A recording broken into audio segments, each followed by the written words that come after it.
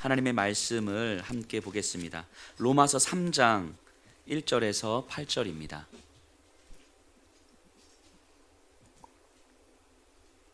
로마서 3장 1절에서 8절 우리 다 같이 한 목소리로 함께 읽겠습니다. 시작.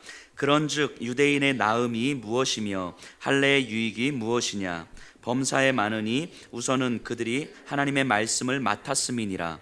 어떤 자들이 믿지 아니하였으면 어찌하리요? 그 믿지 아니함이 하나님의 믿부심을 패하겠느냐? 그럴 수 없느니라. 사람은 다 거짓되되 오직 하나님은 참되시다 할지어다. 기록된 바 주께서 주의 말씀에 의롭다함을 얻으시고 판단 받으실 때에 이기려 하심이라 함과 같으니라. 그러나 우리 불의가 하나님의 의를 드러나게 하면 무슨 말하리요? 내가 사람의 말하는 대로 말하노니 진노를 내리시는 하나님이 불의하시냐? 결코 그렇지 아니하니라. 만일 그러하면 하나님께서 어찌 세상을 심판하시리요? 그러나 나의 거짓말로 하나님의 참되심이 더 풍성하여 그의 영광이 되었다면 어찌 내가 죄인처럼 심판을 받으리요? 또는 그러면 선을 이루기 위하여 악을 행하자 하지 않겠느냐?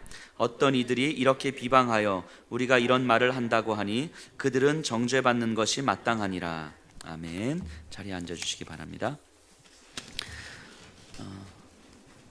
로마서 10번째 시간인데요. 이제 3장 왔습니다. 바울은 로마서를 시작하면서 복음의 감격과 능력을 고백하고 있습니다. 내가 복음을 부끄러워하지 아니하노니 이 복음은 모든 믿는 자에게 구원을 주시는 하나님의 능력이 됨이라. 먼저는 유대인에게요 그리고 헬라인에게로다. 복음에는 하나님의 의가 나타나서 믿음으로 믿음에 이르게 하나니 오직 의인은 믿음으로 말미암아 살리라. 로마서 1장 16절 17절에서 이렇게 고백하면서 선포해요. 즉 바울은 내가 복음을 부끄러워하지 않습니다. 이걸 제가 그 로마서 1장 할 때 말씀드리면서 그냥 사람들 많은 데서 식사 기도하는 거 나 이제 부끄럽지 않아요. 단순한 이런 차원의 문제가 아니라 내 삶의 가치와 내 삶의 방향성이 복음으로 방향 지워져서, 그래서 세상 사람들과 똑같은 삶의 방식을 살다가 주일날 와서 예배드리는 이런 삶이 아니라 내 일상적 삶이 복음으로 이루어지는 삶, 복음적 사고와 가치와 세계관으로 이루어지는 삶, 이라고 제가 말씀을 드렸던 기억이 납니다. 어쨌든 이 복음에 대한 감격과 고백으로 시작이 되는데, 바울에게는 복음은 그 자체 그냥 감격이라고 이야기하는 거예요. 복음이. 왜냐하면 이 복음의 능력이라고 하는 건 불가능한 것, 내가 도저히 할 수 없는 것을 가능케 해주신 하나님의 능력인 거예요. 나는 도저히 할 수 없는데 그런데 하나님은 그걸 가능케 해주신 거죠. 그래서 복음이 왜 나에게 감격이 되어지는가를 이제 설명하는 거예요. 그래서 그 선포를 한 다음에 죄에 대한 이야기를 그렇게 하고 있는 겁니다. 우리가 얼마나 비참한 존재인지, 죄로부터 벗어날 수 없는 존재인지, 이 죄 가운데 허우적될 수밖에 없는 존재인지, 그런데 하나님께서 그런 나를 구원해 주셔서 죄로부터 넘어서게 하신 그 하나님의 은혜, 그것이 복음. 그래서 복음은 감격이라고 이야기하는 거죠. 그래서 1장 중반부부터 2장에 이르기까지 모든 이들은 죄와 하나님의 진노 아래 놓여 있음을 바울은 설득력 있게 보여줍니다. 그리고 심지어는 하나님의 백성이라 일컫는 유대인들조차도 이방인들과 별반 다르지 않다. 유대인들 너희가 아무리 율법을 가지고 있고 할례를 행했다 할지라도, 하나님이 우리 아버지다라고 고백한다 할지라도, 하나님이 우리를 조상들을 택하셔서 구원을 약속하셨다라고 할지라도 너희도 이방인들과 별반 다르지 않다. 이게 이제 2장 로마서 2장까지의 한 이야기예요. 이게 지난주까지 한 이야기죠. 그런데 이제 이러고 나서 보니까 이 사도 바울의 이야기를 듣는 유대인들이 이제 반발을 하는 거예요. 반발을. 기분 나쁜 거죠. 뭐 이제까지 우리 조상으로부터 수천 년을 말씀 붙들고 하나님 율법 지키면서 살아왔는데 우리와 이방인이 별반 다르지 않다고? 우리도 구원받지 못했다고? 이 막 화가 나는 거죠. 그래서 바울에게 뭔가 반론을 제기했을 거예요. 반론을. 3장은요. 오늘 특별히 1절부터 8절까지 읽어는 이 1절부터 8절까지의 구조는 그 사도 바울에게 하는 그 반론, 그래서 사도 바울이 예상되는 그 반론에 대한 질문을 던지고 그에 대한 답변을 하는 내용으로 이루어집니다. 그래서 1절부터 8절까지 간단하게 그 구성을 한번 보면요. 1절 보세요. 그런즉 유대인의 나음이 무엇이며 할례의 유익이 무엇이냐. 자, 이거는 이런 질문인 거죠. 유대인들이 질문 던지는 거예요. 바울 당신의 말이 맞다면 유대인인 우리가 율법을 가지고 있다는 것이 아무 의미 없다는 말입니까? 할례를 받음으로 하나님의 백성이 되었다는 사실이 아무 의미 없다는 말입니까? 이런 질문인 거죠. 여기서 율법은 구약 성경을 이야기하잖아요. 그럼 바꿔 말하면 우리가 구약 성경을 가지고 구약 성경을 듣고 알고 있는 것 자체가 지금 아무 의미 없다고 이야기하는 거예요. 라고 지금 사도 바울에게 반론을 제기하는 거죠. 이에 2절에 범사에 많으니 우선은 그들이 하나님의 말씀을 맡았습니다. 그러니까 바울이 이렇게 이야기합니다. 아니다. 아무 의미 없는 게 아니라 당신들에게 유익이 있는데 그 중에서 가장 큰 유익이 뭐냐면 하나님의 말씀을 맡은 자들이다. 하나님께서 자신의 말씀을 맡긴 자들이라는 거다. 이게 당신들에게 있어서 가장 큰 유익이다. 이렇게 이야기합니다. 즉 말씀을 맡겼다는 건 무슨 의미입니까? 하나님을 알 수 있는 충분한 기회가 된다는 이야기죠. 하나님을 알 수 있는 충분한 기회가 되는 거예요. 그러니까 말씀을 맡았다고 해서 하나님을 아는 게 아니고 말씀을 맡음으로 말미암아 하나님을 알 수 있는 충분한 기회가 주어졌다는 거예요. 이게 유대인들에게 주어진 가장 큰 특권인 거죠. 그런데 이제 3절에 보니까 또 이렇게 이야기해요. 어떤 자들이 믿지 아니하였으면 어찌하리요? 그 믿지 아니함이 하나님의 믿부심을 패하겠느냐. 여기서 하나님의 믿부심, 이건 뭐 신실하심, 하나님의 약속에 대한 신실하심, 이런 의미예요. 그럼 이제 또 어떤 이들이 이렇게 이야기하는 거예요. 바울 당신의 말에 의하면 우리가 아무리 구약을 가지고 우리가 구약을 알고 있다 할지라도 당신은 우리에게 유익이 있다고 하지만 당신 말대로 하면 우리가 그걸 믿지 않으면 예수를 복음으로 믿지 않으면 마음으로 받아들이지 않으면 그 아무것도 아무 의미가 없다는 말 아니요. 하나님은 구약의 우리 조상들에게 구원을 약속해 주셨는데 하나님은 분명히 약속해 주셨는데 우리가 믿지 않으면 그 약속도 아무것도 아니라는 얘기 아니요. 아무 의미 없다는 얘기 아니요. 지금 이 질문 던지고 있는 거예요. 유대인들이. 이 질문이 이해가 되시죠? 그러니까 당신 말에 우리가 믿지 않으면 우리 조상들에게 하신 약속도 아무 의미 없다는 얘기 아닙니까? 이렇게 이제 반론을 제기하는 거죠. 그러자 4절에서 바울이 또 이렇게 답변을 합니다. 그럴 수 없느니라. 사람은 다 거짓되되 오직 하나님은 참되시다 할지어다. 기록된 바 주께서 주의 말씀에 의롭다함을 얻으시고 판단 받으실 때에 이기려 하심이라 함과 같으니라. 자, 바울은 그에 대해서 이렇게 이야기해요. 자, 당신들은 우리가 믿지 않으면 하나님의 약속도 아무 의미 없이 그냥 사라져버리는 거 아닙니까? 당신 말에 의하면 뭐 이런 얘기인데 바울은 아닙니다. 당신들이 잘못 알고 있는 겁니다. 인간은 하나님의 약속에 반응하지 못했고 믿음 없이 행했으나 하나님의 구원의 약속은 계속 진행되는 겁니다. 하나님의 약속은 인간의 반응에 좌우되는 것이 아닙니다. 오히려 인간의 불순종과 믿음 없음은 하나님의 의로움과 신실하심만 더욱 돋보이게 할 뿐입니다. 인간의 불순종에도 불구하고 하나님은 여전히 하나님의 구원의 역사를 만들어 가시기 때문에 인간의 불순종과 하나님의 선하심, 이것이 대비되면서 인간의 불순종 때문에 하나님은 오히려 훨씬 더 선하신 분으로 드러나는 것입니다. 이렇게 지금 답변을 하고 있는 거예요. 그러자 또 이제 반론이 나오는 거예요. 이게 5절, 7절, 8절인데요. 이렇게 반론을 합니다.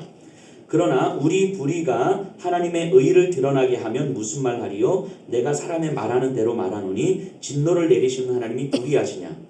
7절, 8절이에요. 그러나 나의 거짓말로 하나님의 참되심이 더 풍성하여 그의 영광이 되었다면 어찌 내가 죄인처럼 심판을 받으리요? 또는 그러면 선을 이루기 위하여 악을 행하자 하지 않겠느냐? 여기까지요. 이 내용이 좀 말이 좀 어려운데 쉽게 얘기하면 이거예요. 그럼 바울 당신 말대로 하면 우리의 믿음 없는 불순종과 하나님의 선하심이 대비돼서 드러난다면 우리의 불순종에도 불구하고 하나님은 우리를 구원하신다면 우리의 불순종 또한 하나님은 사용하시는 거 아닙니까? 우리가 불순종하면 할수록 하나님의 의로움은 더 돋보이는 것이라면 오히려 하나님의 의로움을 더 돋보이기 위해서 우리가 더 불순종하면 되는 거 아닙니까? 이 얘기예요. 이 얘기. 이해되시죠? 그러니까 바울이 2장까지 해서 유대인도 아무것도 아니다. 너희들이 할례를 행하든 제사를 아무리 드리든 아무것도 아니야. 너희가 마음으로 예수 그리스도를 믿지 않으면 아무 의미 없어 라고 이야기하자 그럼 우리가 이제까지 알고 있던 말씀은, 율법은 아무 의미 없는 겁니까? 라는 질문을 던진 것이고, 아니, 율법이 있는 건 하나님을 알 수 있는 기회가 충분히 주어졌다는 얘기다. 당신 말에 의하면 믿지 않으면 아무것도 아니란 말 아니요. 하나님의 약속도 우리가 믿지 않으면 아무 의미 없다는 말 아니요. 그랬더니 아니, 우리의 믿음과 상관없이 하나님은 구원의 역사를 반복하는 것이다. 계속하는 것이다. 이 이야기를 지금 계속, 그러니까 바울의 이야기에 대해서 또 꼬리를 잡고 반론을 제기하고, 또 답변하면 그에 대해서 꼭 꼬리를 잡고 반론을 제기하는 거예요. 그러니까 바울은 지금 유대인들과 이 신학적 논쟁을 지금 하고 있는 거죠. 이게 지금 1절에서 8절까지의 구성이에요. 구성. 이에 대해서 8절 후반부에 뭐라고 이야기합니까? 그들은 정죄받는 것이 마땅하니라. 바울은 이렇게 이야기하는 거예요. 이렇게 말하는 자들은 사실 정말 하나님이 누구이신지 모르는 것입니다. 이들은 정말 믿음 없는 자들입니다. 하나님의 의로움을 돋보이고자 내가 더 불순종하면 되는 거 아닙니까? 이러면 하나님의 의로움이 더 돋보이는 거 아니겠습니까? 은혜를 더 많이 만들기 위해서 우리가 더 많은 죄를 지으면 되는 거 아닙니까? 이거는 진짜 하나님을 알지 못하기 때문에 하는 말입니다. 이 얘기를 하고 있는 거예요. 그리고 이후에도 쭉 그걸 설명하고 있는 거죠. 자, 바울은 이 8절까지 이런 구성으로 되어 있는 거예요. 자, 이런 질문들, 반론 등과 이에 대한 바울의 답변은 사실은 근데 오늘날 우리 교회 안에 있는 우리가 던질 수 있는 질문들이자 또 우리를 깨우는 질문들인 것 같아요. 자, 그럼 첫 번째 질문부터 다시 한번 좀 살펴보면요. 자, 이렇게 질문하잖아요. 첫 번째 질문. 유대인의 나음이 무엇이며 할례의 유익이 무엇이냐. 이거를 바꿔 말하면 교회 다닌다고 할지라도 다 구원받는 거 아니에요. 이 얘기하고 있는 거예요. 교회 있다고 해서, 교회 10년, 20년 다녔다고 해서 다 구원받는 거 아니에요. 우리가 열심히 봉사하고 헌신한다고 해서 다 구원받는 거 아니에요. 오해하지 마세요. 교회를 다니는 사람이나 안 다니는 사람이나 다 똑같아요. 구원받지 못하는 건. 교회 안에 있다고 해서 안심하지 마세요. 이런 이야기예요. 사도 바울은 이런 이야기 하는 거예요. 그러자 이제 반론을 제기하기는, 그럼 우리가 교회 다니는 게 아무 의미 없단 말입니까? 이제까지 내가 교사를 얼마나 열심히 했고, 식당 봉사를 얼마나 열심히 했고, 교회 청소를 내가 얼마나 열심히 했는데 이런 게 정말 아무 의미 없다는 얘기입니까? 이렇게 질문을 던지는 거예요. 우리에게. 그러자 이제 바울은 아니요. 그렇게 아무 의미 없다는 게 아니라 우리에게 너무너무 많은 유익이 있는데 그 유익 중에서 가장 큰 유익은 하나님의 말씀이 우리에게 주어졌다는 것입니다. 이거예요. 바꿔 말하면 교회를 다니고 있는 우리에게 주어진 가장 큰 유익이라는 건 뭐냐면 하나님을 알 수 있는 가능성이 충분히 주어진 것입니다. 이 얘기를 하고 있는 거예요. 하나님을 알 수 있는 가능성. 제가 지난주에 하나님을 아는 지식과 하나님에 관한 지식이 다르다고 말씀드렸어요. 하나님을 아는 지식은 인격적으로 하나님과 관계를 맺고 하나님 말씀에 순종하는 거죠. 하나님을 사랑하는 거예요. 마음으로 사랑하는 거죠. 사랑하는 게 뭐라고 제가 말씀드렸어요? 사랑한다는 건 내가 할 수 있는 모든 것들을 다 해주고 나서도 그래도 미안한 거죠. 더 해주지 못해서 미안한 거. 이게 사랑하는 거잖아요. 하나님을 우리가 사랑하는 관계가 들어가는 것이 하나님을 아는 거죠. 하나님에 관한 지식은 하나님에 대해서 이론적으로 아는 거예요. 하나님은 이런 분, 이런 분, 이런 분, 이런 분. 자, 그럼 여기서 하나님에 관한 지식이 의미 없습니까? 그런 게 아니라 하나님에 관한 지식은 하나님을 경험할 수 있도록 우리에게 허락하는 중요한 유익을 주는 거예요. 하나님에 관한 지식이 있다는 건 우리가 하나님을 알 수 있는 충분한 가능성이 있다는 거죠. 그러니까 하나님에 관한 지식이 우리에게 중요한 거예요. 의미가 있어요. 그런데 하나님에 관한 지식이 있다고 해서 하나님을 아는 건 아니라는 거예요. 이게 바울의 이야기예요. 이해되시죠? 그러니까 교회에 나오는 건 엄청난 유익이 있는 거예요. 하지만 교회에 나온다고 해서 구원을 받고 하나님을 사랑하는 건 아닐 수 있는 거예요. 이해되시죠? 교회에 나옴으로 말미암아, 봉사를 함으로 말미암아, 예배를 드림으로 말미암아 우리가 하나님을 알아갈 수 있는 충분한 가능성이 우리에게 주어진 거죠. 그러면서 하나님을 알아가는 거죠. 그러니까 제가 누누이 말씀드리는 것처럼 교회 왔다고 해서 만족하시면 안 된다고, 내가 열심히 봉사하고 헌신한다고 해서 그것이 마치 내 신앙인 것처럼, 내가 하나님을 사랑하는 것처럼 오해를 하시면 안 된다는 거예요. 저는 개인적으로 고3 때 예수님을 이제 인격적으로 만났거든요. 제가 모태신앙이에요. 저희 어머니가 어렸을 때부터 교회를 다니셨기 때문에 그 어렸을 때부터 교회가 놀이터였고요. 그 새벽에 일어나서 어머니 안 계시면 혼자서 우리는 이렇게 서울 홍제동 그 산동네 이렇게 그 동네여서 어머니 교회가 저 꼭대기 쪽에 있었는데 새벽에 일어나서 어머니 앞에 계시면 저 혼자 이렇게 저는 기억 잘 안 나요. 근데 저희 어머니 말에 의하면 팬티만 입고 이제 교회까지 막 올라왔다고. 근데 한 번은 새벽 예배를 드리는데 어디서 똥 냄새가 이렇게 막 나더래요. 근데 제가 똥 싸서 팬티만 입고 교회를 막 갔대. 저는 전혀 기억나지 않아요. 저는. 근데 어쨌든 근데 그렇게 교회 똥 얘기하면 좋아요. 자, 근데 그렇게 교회를 다녔어요. 어렸을 때부터 그렇게 교회를 다녔어요. 그러니까 교회가 놀이터였고요. 뭐 유치원, 뭐 초등학교, 학교를 다니면서부터 친구들이 다 교회에 있었기 때문에 그냥 학교 끝나면 교회 가서 놀고 교회에서 무슨 행사한다면 빠진 적은 단 한 번도 없어요. 심지어 뭐 노회, 총회, 성경고사 대회 다 나갔고요. 그 어렸을 때부터 예수님의 12제자, 이스라엘의 12지파 뭐 다 외우고 다녔어요. 그리고 뭐 교회에서 하라는 모든 건 다 했죠. 저는 고3 때 제가 예수님을 만나기 전까지 저는 제가 천국 가는 줄 알았어요. 그렇게 배웠어요. 저는 예수님 믿고 하나님의 자녀고 저는 천국 가는 줄 알았어요. 그래서 누구든지 저한테 물어보면 너 죽으면 천국 갈 수 있어? 예. 저는 이렇게 대답했어요.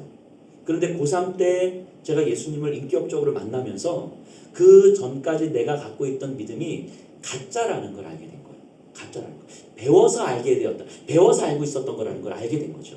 진짜 내 영혼이 반응해서 예수 그리스도를 사랑해서 하나님을 아버지라고 진심으로 고백하면서 믿어지는 영원히 믿어지고 영원한 심판이 믿어지고 영원한 하나님의 나라가 믿어지면서 이 전까지 내 신앙이 가짜였다는 것을 알게 됐어요. 근데 그것을 깨달으면서 너무 끔찍한 거예요. 만약에 고3 때 제가 예수님을 인격적으로 만나는 그 경험이 없었으면 진짜 가짜 믿음을 진짜 믿음인 것처럼 하고 살았을 거 아니에요. 너무너무 끔찍하면서 또 한편으로 너무너무 감사한 거예요. 감사한 거예요. 자, 교회에 있다고 해서요 구원의 문제가 해결되는 게 아니에요. 그렇기 때문에 혹여라도 우리 가정의 우리 부모님들은요 우리 자녀들에게 정말로 구원과 복음에 대해서 점검하셔야 돼요. 끊임없이 점검하셔야 돼요. 교회 열심히 나오니까 예배 열심히 드리니까 수련회 열심히 참석하니까 찬양 열심히 하니까 우리 아이는 하나님의 자녀다 이렇게 안심하시면 안 되고 구원과 복음을 끊임없이 점검하셔야 됩니다. 물론 그렇다고 해서 교회 다니는 것이 의미 없는 것은 아니죠. 하나님의 말씀을 들을 수 있는 많은 기회가 우리에게 주어진 것이니까 그런 의미에서 교회와 예배 그리고 말씀 들을 수 있는 자리에 나와 계셔야 되는 거예요. 그런 의미에서 제가 만약에 교회에 계속 있지 않았었다면 고3 때 예수님을 인격적으로 만나는 그 경험도 없었을 거예요. 이 교회에서 가짜 믿음이었지만 그럼에도 불구하고 꾸준하게 교회에 있었을 때 그래서 그 말씀을 듣는 자리에 끊임없이 말씀을 알고 있었을 때에 예수님을 인격적으로 만나는 그러니까 하나님이 나에게 찾아오셨던 그 순간에 이것이 진짜 믿음이었다는 것을 내가 깨달을 수 있었겠죠. 그러니까 그 말씀을 듣는 자리에 우리는 끊임없이 나와 있어야 하는 거예요. 근데 어쨌든 그럼에도 불구하고 사람들은 또 질문을 하는 거예요. 그럼에도 불구하고 결국 믿지 않으면 아무 의미 없고 우리가 믿지 않으면 하나님의 약속, 구원해 주시겠다고 하는 하나님의 약속도 아무것도 아닌 거 아닙니까? 우리가 만약에 평생 우리가 믿지 않고 살아가면 하나님의 구원의 약속도 의미 없는 거 아닙니까? 이제 유대인들이 이런 질문 던지는 거잖아요. 근데 바울은 확신을 가지고 이렇게 선포합니다. 4절에 그럴 수 없느니라 사람은 다 거짓되되 오직 하나님은 참되시다 할지어다. 자, 이 말을 우리가 풀어 설명하면 이런 거예요. 우리의 구원이 우리의 반응에 달려있는 것이라면 구원은 절대 이루어질 수 없는 것입니다. 이거예요. 우리의 반응, 하나님에 대한 우리의 반응에 달려있는 것이라면 구원은 절대로 이루어질 수 있는 것이 아닙니다. 구원은 오직 하나님의 신실하심에 달려있는 것입니다. 구약 성경은 이것을 바로 보여줍니다. 우리가 믿지 않고 우리가 반응하지 않는다고 해서 하나님의 구원이 취소되거나 하나님의 구원의 역사가 사라지지 않습니다. 하나님은 하나님의 큰 그림을 가지고 일하고 계시는 분입니다. 우리와 상관없이 하나님은 하나님의 일을 하시는 분입니다. 라고 이야기하는 거예요. 생각해 보세요. 에덴 동산에서 아담과 하와가 불순종합니다. 그리고 하나님의 낯을 피해서 어디에 숨습니까? 어디에 숨어요? 나무 뒤에 숨죠. 나무 사이에 숨어요. 나무 뒤에 숨습니다. 하나님과 전면적으로 소통해야 될 인간이 하나님의 말씀을 듣고 반응해야 될 인간이 나무 뒤에 숨어서 하나님을 피하는 존재가 되어버렸어요. 자, 그렇다고 해서 하나님의 구원의 역사가 끝났습니까? 그러지 않죠. 수많은 시간이 흐른 다음에 인간이 숨은 그 나무의 자리에 하나님은 십자가를 심어주신 거잖아요. 인간이 나무 뒤에 숨어서 하나님을 피하고 있었는데 하나님 그 나무 자리에 십자가를 심겨주신 거죠.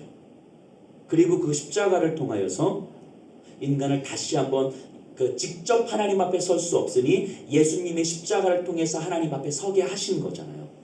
인간은 불순종해서 인간이 스스로 하나님을 찾을 수 없고 끊임없이 나무 뒤에 숨어서 하나님을 피하고만 있었는데 하나님은 인간을 이렇게 끄집어내신 것이 아니라 인간을 가리고 있는 그 나무의 자리에 예수님의 십자가를 심어주신 거예요. 그리고 예수님을 통해서 인간의 구원을 허락하신 거죠. 인간의 불순종에도 불구하고 하나님은 하나님의 구원의 역사를 이루어 가시는 거예요. 이스라엘의 실패, 인간의 실패에도 하나님의 목적은 여전히 이루어지고 있음을 성경은 보여주고 있는 것입니다. 하나님의 백성이 무너지고 믿음이 사라진 듯해도 결국 드러나는 건 하나님의 계획과 목적이 이루어지고 있다는 사실인 거예요. 이게 구약 성경이 보여주는 바이죠. 끊임없이 패배하고 끊임없이 실패하는 믿음의 사람들이지만 결과 남는 건 하나님께서 이렇게 구원의 역사를 이루어 가시는구나 하는 거죠. 그러니까 그렇게 반론을 제기하고는 유대인들에게 당신들이 몰라서 그러는데 하나님은 신실하게 하나님의 약속을 이루어 가시는 분입니다. 우리가 실패해도 우리가 믿음으로 반응하지 않는다 할지라도 하나님은 하나님의 역사, 구원의 역사, 승리의 역사를 만들어가는 것입니다. 그러니까 우리가 해야 되는 건 뭐냐면 우리의 실패와 우리의 환경과 우리의 연약함에 우리가 집중해서 바라보는 것이 아니라 이럼에도 불구하고 하나님은 승리의 역사를 만들어 가시는 분이라는 것을 믿고 그 하나님을 바라볼 수 있는 눈이 있으면 우리의 삶 속에서 우리를 통해서 일하시는 하나님의 일하심을 보게 되는 거죠. 그래서 내가 어떻게 만들어가는 것이 아니라 하나님의 계획하심을 나를 통해서 어떻게 이루어 가시는가를 보게 되는 거예요. 이게 하나님의 신실하심이죠. 우리와 상관없이 우리를 통해서 하나님은 하나님의 일을 하신다는 거예요. 우리의 실패에도 불구하고 하나님은 하나님의 일을 하시는 거죠. 우리의 최악의 선택에도 불구하고 하나님은 그곳에서 최선의 결과를 만들어 가시는 분인 거죠. 그러니까 내 시선이 내 최악의 선택에 가 있는 것이 아니라 이럼에도 불구하고 최선의 결과를 만드신 하나님 앞에 있으면 되는 거죠. 이게 구약의 역사가 우리에게 보여주는 바인 거죠. 이걸 보여주면서 과연 하나님의 신실하심이 폐기되었느냐, 하나님의 약속이 폐기되었느냐? 그렇지 않습니다. 이야기하는 거죠. 그렇지 않습니다. 하나님의 약속은 결코 폐기되지 않습니다. 예전에 제가 가르치던 청년 부부가 있었는데 결혼한 지 오래됐는데도 아이가 없었어요. 그래서 함께 기도하다가 정말 어느 순간 하나님께서 임신을 하게 하셨어요. 아이를 주셨죠. 얼마나 감격하고 얼마나 감사했겠습니까? 막 난리가 났죠. 근데 이제 임신하는 내내 너무 힘든 거예요. 너무. 계속 몇 달을 병원에 있었어요. 이렇게 먹지도 못하고 토하고 계속 링거 맞고 있어야 되고 너무너무 힘든 시간을 보낸 거죠. 그 감격스러운 그 하나님의 선물이었는데 너무 힘든 시간을 보내니까 그 친구가 그 애기 엄마가 너무 힘드니까 그렇게 이야기하는 거예요. 그때 제가 이제 전도사 되었었는데 이제 그만하고 싶다고. 차라리 아이가 없었으면 좋겠다. 이런 얘기를 하는 거예요. 너무 몇 달을 병원에 있으면서 너무 힘들어하니까 차라리 아이가 없었으면 좋겠어요. 이 끔찍한 생각을 이제 하는 거죠. 그때 병원에서 같이 기도하면서 나눴던 말씀이 빌립보서 1장 6절이었거든요.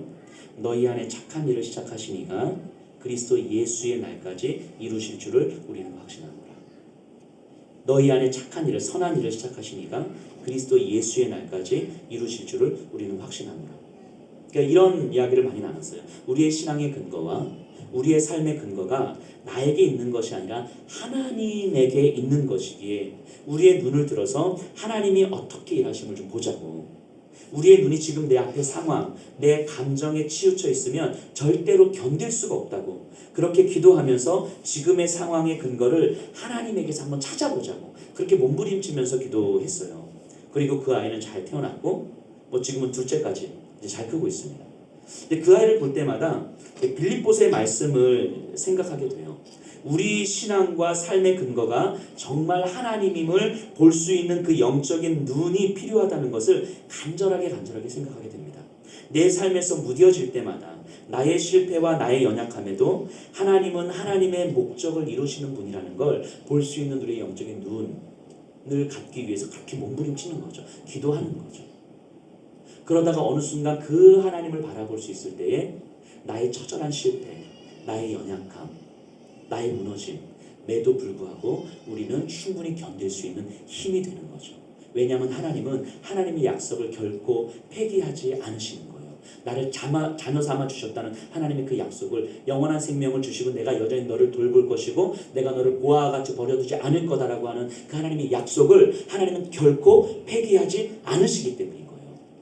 그러니까 내가 무너지고 있는 내 삶에 집중해서 바라보면 우리는 무너지는 것이지만 그 약속을 폐기하지 않으시는 그 하나님을 바라볼 때에 우리는 견딜 수 있는 거예요. 그래서 우리의 눈을 들어서 하나님을 볼 수 있는 눈이 필요한 거예요. 이게 신앙의 근거예요.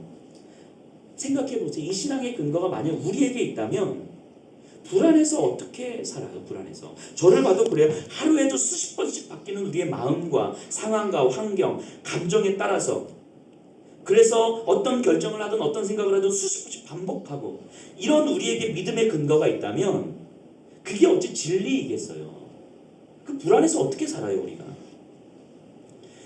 우리 성도님들하고 이렇게 삶을 좀 나누다 보면 가끔씩 너무 이제 자주 너무 마음이 좀 아플 때가 있어요. 그렇게 치열하게 살아가는 그 삶의 현장을 보면서 좀 마음이 아파요. 정말 안타까운 거죠. 정말 그래도 기도하셔야 돼요 라는 말조차 할 수 없을 정도로 치열하게 살아가는 그 삶의 모습을 보면서 그 삶의 그 처절함이 느껴질 때가 참 많습니다. 물론 최선을 다해서 열심히 사시는 모습이 감동이지만, 그럼에도 삶에 치여서 전전긍긍하면서, 그럼에도 오늘 하루 살고자 또 일어나서 몸부림치며 그렇게 하루하루 꾸역꾸역 우리의 가정을 지키고 우리의 자녀들을 지키고 그리고 내 삶을 지키기 위해서 그냥 그렇게 애를 쓰면서 살아가는, 이 약물고 살아가는, 밤잠 줄여가면서 살아가는 그런 모습을 보면서 그 현실과 그 현실 앞에서 끌려가듯 살 수밖에 없는 그 모습을 보면서 참 이렇게 마음이 아플 때가 참 많아요. 안타까워요.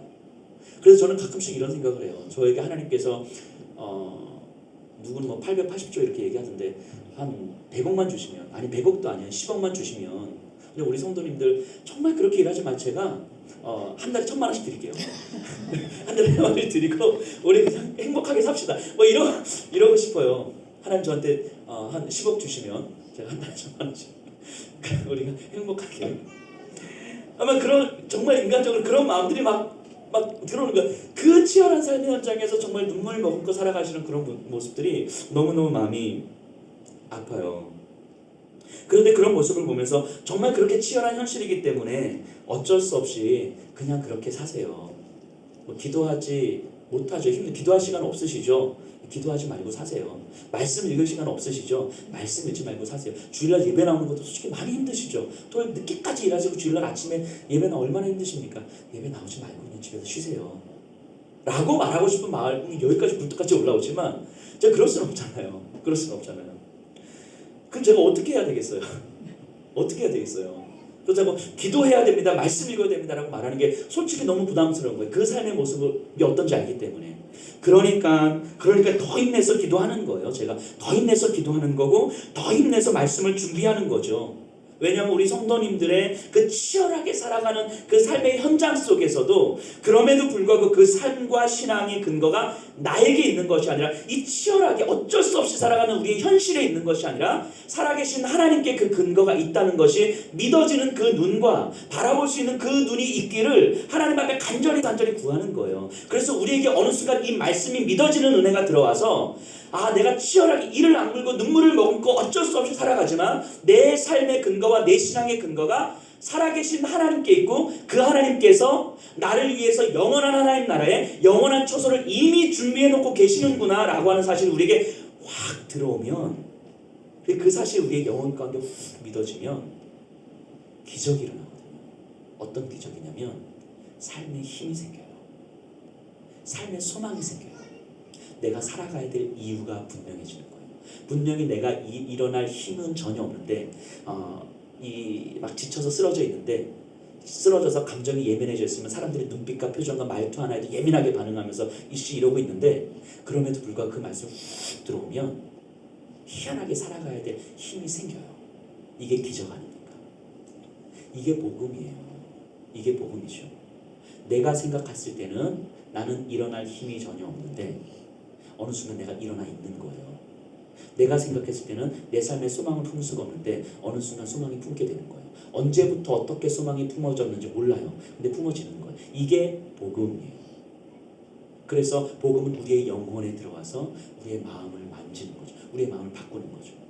그래서 어쩔 수 없어요. 너무 힘들어요. 현실의 벽이 너무 높아요. 이건 안 되는 거예요. 라고 하는 그 상황 속에서 그것이 가능하다는 것을 보여주었을 때 바울은 복음이 감격으로 들어오는 거예요. 우리에게 복음이 감격이 되는 이유가 그거예요. 감격이 되는 거예요. 그래서 기도하는 거예요. 마음의 근본적 변화를 일으켜달라고. 마음을 만지는 능력이 바로 복음이라고. 그렇게 우리 성도님들 한 분 한 분 그 복음의 능력이 경험되어서 진짜 복음이 감격이 되는구나 라고 하는 것을 그 삶 속에서 고백하게 해달라고. 그래서 지금 이야기하면서 참 힘듭니다 라고 하는 그 고백이 다음 주에 왔을 때는 힘들지만 그것이 아무것도 아니었던 것 같아요 라고 고백하는 그 고백이 이루어지게 해달라고 기도하는 거예요.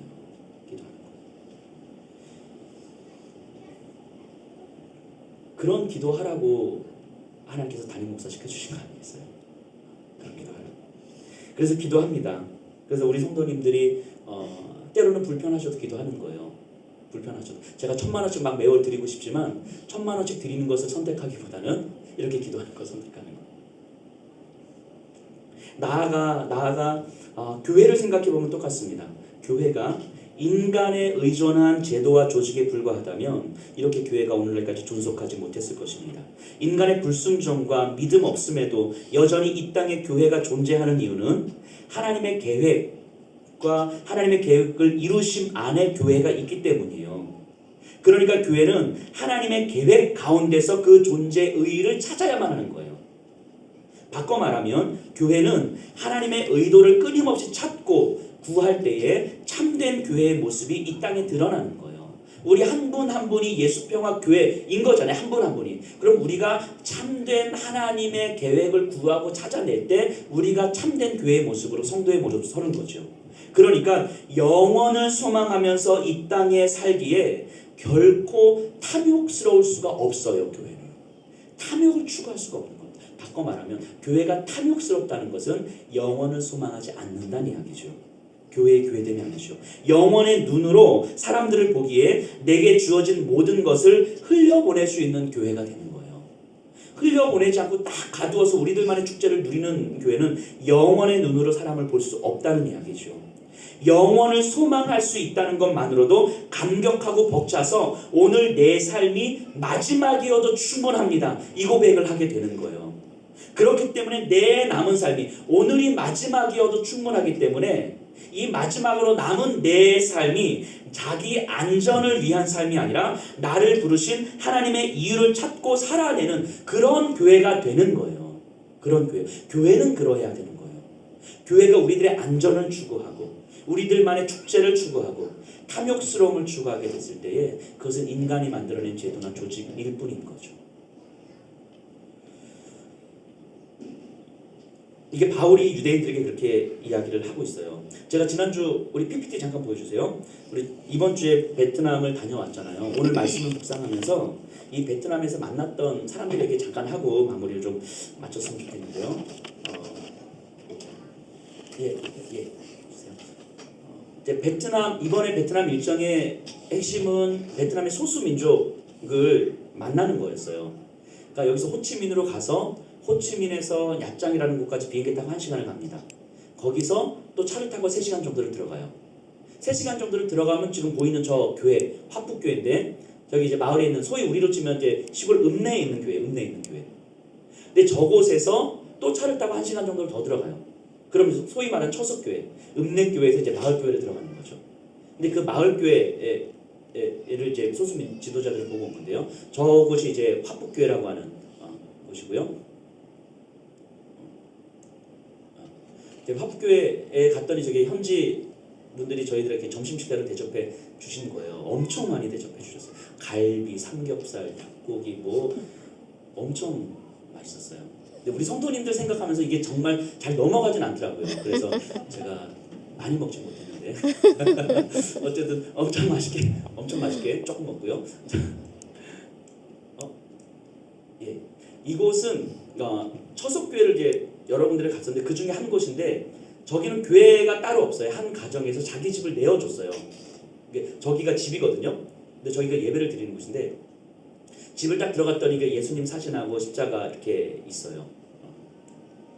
이게 조그만 키보드도 하나 있더라고요.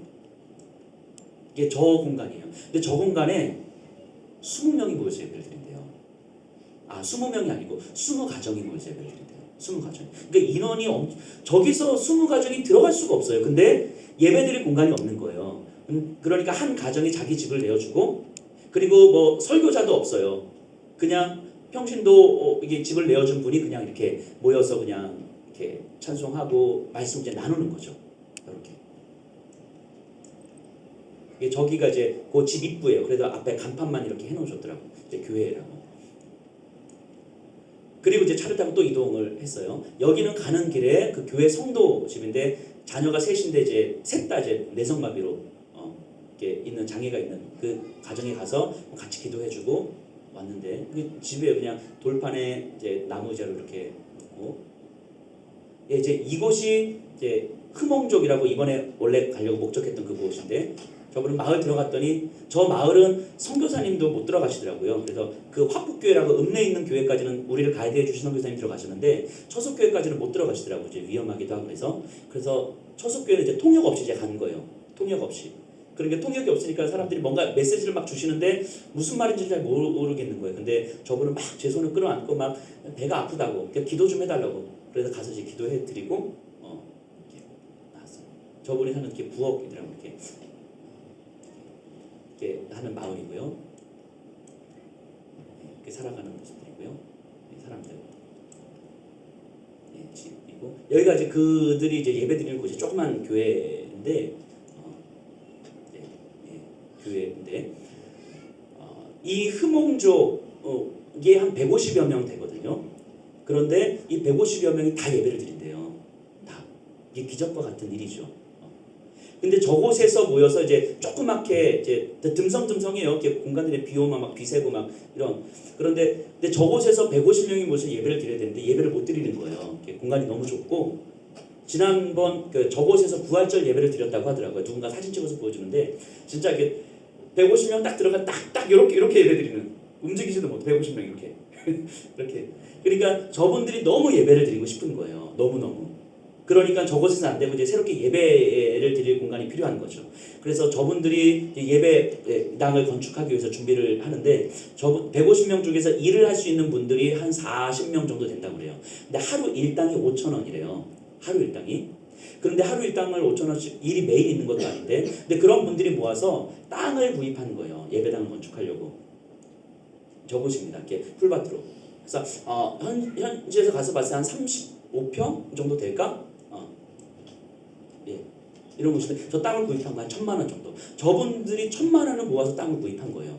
그리고 저희가 갔더니 저희는 어차피 교회 건축하는 거 저희가 도와주겠습니다 하고 간 거니까.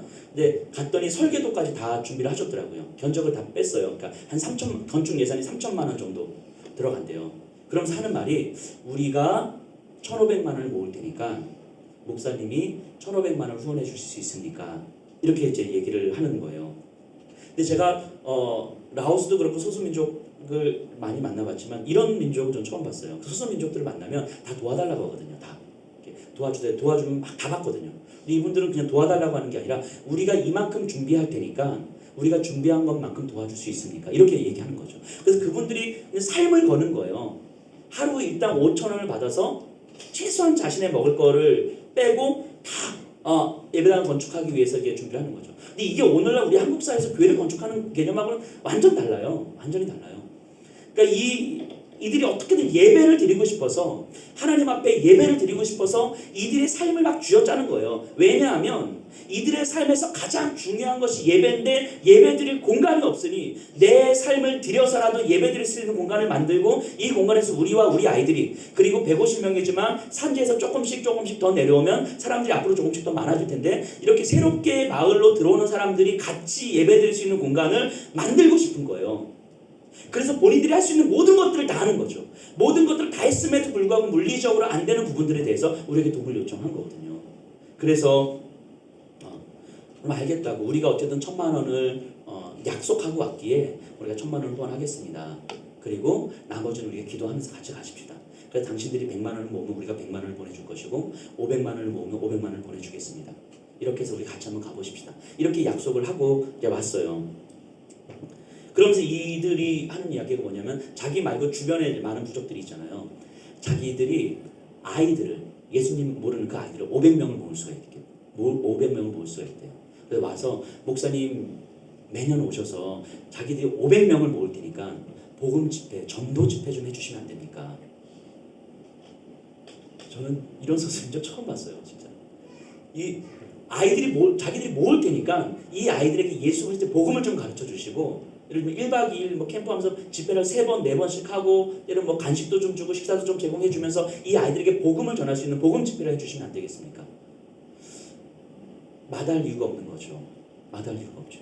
이들의 모습을 보면서 이 예배를 향한 이들의 그 간절함, 저 베트남 저 산지에 아무도 주목하지 않는 정말 초라해 보이는 이 세상이 있는지 없는지조차 모르는 그냥 산속에 있는 그 사람들이 어떻게 살아계신 하나님을 그렇게 예배하겠다고 모여서 예배당을 짓겠다고 이야기하고, 아직 예수님 모르는 아이들이 많은데 우리가 모을 테니까 복음 전도를, 복음 집회를 좀 해달라고 이야기하고, 이들을 보시면서 하나님 우리 아버지께서 얼마나 기뻐하실까?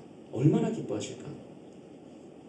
하나님의 구원의 역사가 세상이 알 수도 없는 이 소수 민족에게까지도 임하고 있다는 이 사실이 정말 놀랍고 신기한 거예요. 하나님께서 자신의 구원을 이루심이 아니면 어떻게 이 현실을 설명할 수 있을까 하는 거죠. 하나님의 구원의 현장을 보는 것만으로도 정말 충분히 가슴 벅찬 거예요. 어떻게 이 산지에 있는 이 사람들까지 하나님을 예배한다고 할 수 있을까? 하나님의 구원의 역사가 어떻게 여기에까지 이르렀을까? 이게 너무 가슴 벅찬 거예요. 그리고 우리나 그들이나 결국 하나님의 구원의 역사의 과정에 있는 사람들이라는 것을 다시 한번 고백하게 되는 거예요. 그들이 예배를 향한 그 간절한 마음의 가슴이 벅차고 그 산골 구석에까지도 하나님의 구원의 역사가 임하고 있다는 그 사실 때문에 가슴이 벅찬 거예요. 그러면서 이런 기대를 하게 됩니다. 간절한 예배자를 만나는 것이 감격스럽고, 그런 예배자를 이 땅 구석구석에 세워주시는 하나님의 일하심이 감격스러운 거잖아요. 누군가 우리 예수평화교회 성도님들을 바라보면서 어떻게 저런 예배자들이 있을까? 우리를 보면서 감격했으면 좋겠어요. 아니 어떻게 이 안중지역에 저렇게 예배드리는 저런 예배자들이 있지? 이렇게 감격했으면 좋겠어요. 그리고 하나님의 일하심이, 하나님의 구원의 역사가, 하나님의 승리의 역사가 이 땅이 교회가 다 무너지는 것 같고, 이 땅의 신앙이 다 무너지는 것 같고, 이 땅에 복음이 사라지는 것 같고, 이 땅에 복음의 역사가 없어지는 것 같은데 어떻게 이 안중 땅에 하나님의 구원의 역사가 이렇게 생생하게 살아있지? 누군가 우리를 보면서 그렇게 감격했으면 좋겠어요. 그래서 이 땅의 실패와 이 땅의 좌절과 이 땅의 무너짐 가운데서도 하나님의 승리의 역사는 여전히 지속되고 있는 거구나. 세상이 알지 못하는 시골 구석에 있는 조그만 이 한 사람 한 사람을 통해서 하나님의 구원의 역사는 여전히 지금도 이루어지고 있는 것이구나. 하나님의 약속은 결코 폐지되는 것이 아니구나. 누군가 우리를 보면서 이 고백을 했으면 좋겠어요.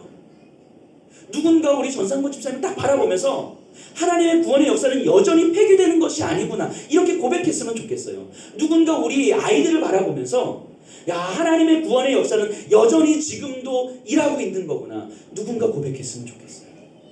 저는 그것이 우리였으면 좋겠고, 우리의 모습을 통해서 이 땅에 하나님의 일하심이, 하나님의 약속이 여전히 유효하다는 것을 선포하는 삶이었으면 좋겠습니다. 우리 시간 다 같이 일어나셔서 주님을 찬양하겠습니다.